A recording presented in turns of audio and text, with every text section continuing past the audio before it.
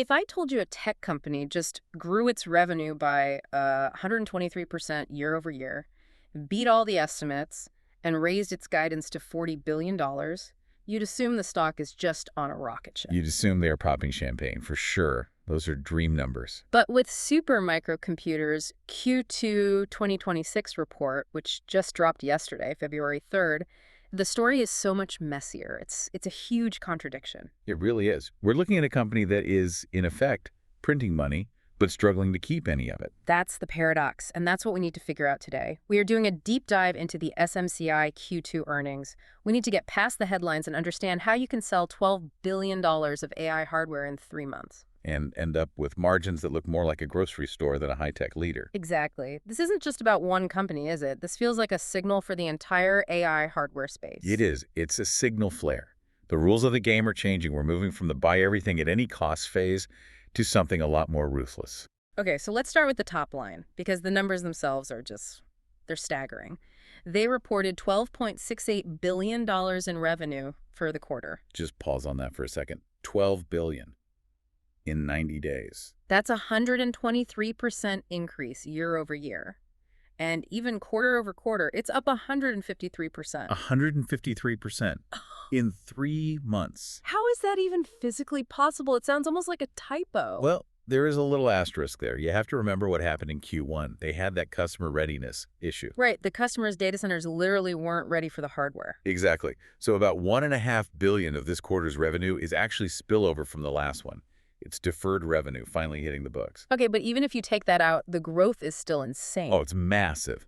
And they beat the street's EPS estimates by 20 cents. And they're not slowing down. The guidance for the full fiscal year, they raised it from $33 billion to at least $40 billion. And that language is key, at least. Management is projecting, extreme confidence in their order book. They're guiding to another $12.3 billion for Q3 alone. So this isn't a fluke. This $12 billion quarter is the new normal for them. It seems to be the new baseline. Yeah. Okay, so if I stop reading the report right there, this is the greatest quarter in history. They're selling everything they can build. AI GPUs are now, 90% of their revenue? They're the king. But you didn't stop reading there? No, I didn't. I scrolled down to the gross margins, and I honestly thought I was reading it wrong. 6.4%. It's a shocking number. 6.4. That is razor thin. Yeah. Last quarter, they were at 9.5%, which was already kind of low for tech. How do you lose another 3 full percentage points? It's a massive compression. And this is the core of the paradox. This is what I don't get. Scale is supposed to bring efficiency, right? Your margin should go up, not down. What is happening here? It's a perfect storm of few factors, but the biggest one is about power dynamics. It's about who they're selling to. The large model builders. Yeah. The hyperscalers, exactly. We all know who they are. When a customer comes to you and wants to place an order for, say, $8 billion in one go, the entire negotiation changes. They have all the leverage. All of it. They can demand a bulk discount that just it cuts your profit to the bone. And Supermicro, looking at that top-line number, has to say yes. So they're buying market share with their own profit margin. That's one big piece of it. But the second piece is just as damaging. Expedite costs. What does that mean exactly? Air freight? It means air freighting massive, heavy server racks. Speed is everything to these customers. If you're running a model that costs $100 million a week to train, you don't wait for a boat. You want it now. Wow. I can't even imagine how expensive that must be. It burns cash incredibly fast. But Supermicro is eating that cost to hit the customer's deployment schedule. And the third factor? Just old-fashioned supply chain problems. Component shortages for things like memory and storage are popping up again. Plus, you have tariffs. When your component costs spike, and you've already locked in a low-margin price with a hyperscaler. That cost comes right out of your pocket. Right out of that tiny 6.4% margin, it's a brutal squeeze. Okay, this sounds completely unsustainable. They can't run a $40 billion business on a 6% margin forever. So what's the plan? Are they just stuck? Well, this is where the strategy pivot comes in. CEO Charles Liang says this is temporary pain. He's betting the entire company on an acronym. DCBBS. DCBBS. Right, I saw that all over the transcript. Data Center Building Block Solutions.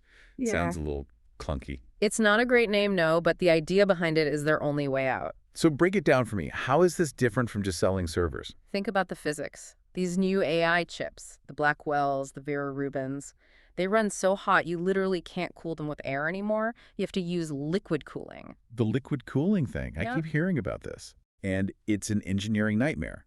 You need special plumbing, coolant distribution units, leak detection, all running next to electronics that cost millions of dollars. So it's incredibly risky for a data center operator. It's terrifying. One burst pipe and you've destroyed a fortune. So Supermicro's pitch with DCBBS is, don't just buy the server from us. We will pre-design, pre-build, and pre-validate the entire system for you. The cooling, the power, the backup batteries, even the water towers. So instead of selling just the car engine, they're selling the whole car plus the garage and the mechanic service contract. That is the perfect analogy. They want to sell the turnkey AI factory. Their key value prop is TTO, time to online. Time to online. Right. They're telling customers, don't spend 6 months trying to piece this together yourself. We've done the physics. Just plug it in, and you're training models in weeks, not months. And I'm guessing the margins on proprietary liquid cooling infrastructure are a little better than 6.4%. A lot better. Management said on the call that DCBBS gross margins are over 20%. Okay, now it makes sense. That's the escape hatch. That's the ladder out of the hole. Right now, DCBBS is only about 4% of their profit. The goal is to double that contribution by the end of this year. So the strategy is take the margin hit now to capture the customer. And then upsell them on the complex, high-margin plumbing, the old razor and blades model. Exactly. But the razor is a supercomputer and the blades are cooling towers. But there is a huge, massive risk hanging over this whole plan. I saw one number in the report that, frankly, is terrifying. And which one do you mean? The customer concentration. One customer. A single company accounted for 63% of their total revenue. It is a staggering number. 63%. If that one customer sneezes, Supermicro gets pneumonia. If they walk away, the business just collapses. It's a definition of a single point of failure risk. Who is it? They don't say, do they? They never do. But if you think about who is spending nearly $8 billion on servers in one quarter, the list gets very, very short. It's one of the big cloud hyperscalers. So they're basically a subsidiary of this one giant unnamed company right now. It's a double-edged sword. On one hand, it's the ultimate validation. The most sophisticated AI company in the world is buying everything you can make. But on the other hand, they own you. They dictate the price, which is why the margins are so low. Precisely. And to feed this one giant customer, they're burning through cash. Look at the inventory number. It ballooned to over $10 billion. It doubled. From $5.7 billion to $10.6 billion. That's $10 billion of silicon and metal just sitting there. And they had to borrow money just to buy it all. I saw the negative free cash flow. Yep, negative $45 million. They raised a $2 billion credit facility in the U.S. and another $1.8 billion in Taiwan just to fund the parts for the orders they already have. That seems so precarious, borrowing billions to build stuff for one customer who's squeezing you on price. It looks scary, but you have to understand, in this environment, having inventory is the competitive advantage. This isn't inventory gathering dust. It's already sold. If you have the chips in stock, you win the deal, period. So it's a strategic bet. They're leveraging up to be the only store in town with product on the shelves. Exactly. It's a bridge loan to future revenue. But you're right, the execution has to be perfect. Let's talk about that future. They mentioned preparing for the next generation NVIDIA Vera Rubin and AMD Helios. And this connects right back to the DCBBS strategy. These new chips are even hotter, even more power-hungry. The need for a total, pre-validated liquid cooling solution becomes non-negotiable. And Supermicro claims they can get these new systems to market faster. By 3 to 6 months, they say? 3 months doesn't sound like that long. In the AI arms race, 3 months is an eternity. That's a lead worth hundreds of millions of dollars to one of these labs. It's that time-to-online advantage again. And they're building new factories to support this. Malaysia, the Netherlands, and the one that stood out to me was the Middle East. Yes. This is a fascinating and, I think, overlooked part of the report. A new facility planned for the Middle East. Why there? Is it just cheap energy? That's part of it, but the bigger story is sovereign AI. Okay, explain that concept. So the last few years, the AI boom has been driven by U.S. corporations. But now, nation-states are jumping in. Countries in the Middle East, Europe, Asia, Yeah. they've all realized that AI is a matter of national security. They don't want their national intelligence running on a server in Virginia. Exactly. They want their own AI on their own soil, under their own control, a sovereign capability. And unlike a tech giant, a government doesn't have a huge team of engineers to build this stuff, They just have a giant checkbook. and they need a turnkey solution. They are the perfect customer for DCBBS. They want to say, here's $2 billion, build us a national supercomputer. And Supermicro, by building a factory there, is positioning itself to be the general contractor for that whole region. It's a brilliant strategic hedge. If the U.S. hyperscalers put on the brakes or squeeze them too hard on margins, they can pivot to selling to nations. Nations who might be a little less sensitive about price.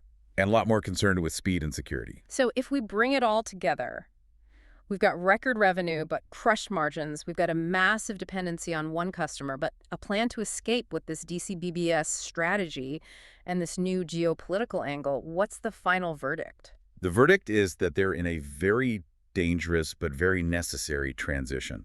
They're leaving the sell chips to any one phase of the AI boom and entering the build the industrial plumbing for the next decade phase. And that phase is a lot messier. It's much messier. It requires huge amounts of capital, and it involves fighting with the biggest companies on Earth over pennies. But if they pull it off, if they can pivot to that high-margin DCBBS model, Then they cement themselves as a core part of the AI infrastructure for a generation. The current margin problems will look like a footnote. but if they fail and stay stuck at 6%, Then they're just a middleman for NVIDIA, making pennies on the dollar. The next 2 quarters are absolutely critical. it really does feel like they're walking a tightrope. That sovereign AI point, though, that feels like the real sleeper story here. I think it is. I mean, we spend so much time analyzing tech companies, but what if the next big buyers aren't companies but countries? The whole dynamic changes. National competitiveness becomes the driving factor, not quarterly earnings. And if Supermicro is the only company that can deliver that turnkey AI in a box for a whole country, they might find that governments are much, much better customers than hyperscalers. They tend to pay on time, and they don't usually ask for a discount. Selling shovels in a gold rush is a good business, but selling the entire pre-built mine operation to the government, that might be the real winning ticket. That is the long game. We will definitely be watching those margins next quarter. That's it for this deep dive into the paradox of Supermicro. Thanks for listening. Stay curious.